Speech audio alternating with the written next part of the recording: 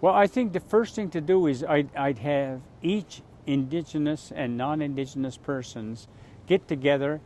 Let's read through the 94 calls to action. One of the biggest components of that is dealing with education. In other words, how to improve the curriculum at the school level so that the teachers, the students, Indigenous and non-Indigenous, can learn together about the important contribution that Indigenous people made to this country. When Samuel de Champlain first arrived in 1604, his men were starving.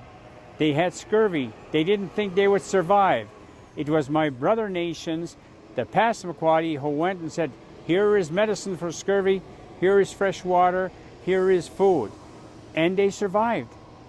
So for Indigenous people in this country, what we suffered is what we call cultural genocide, because it destroyed our languages, it destroyed our identity, it destroyed our spirituality, it introduced us hate, pain, and took away love and relationships with our parents and grandparents and communities.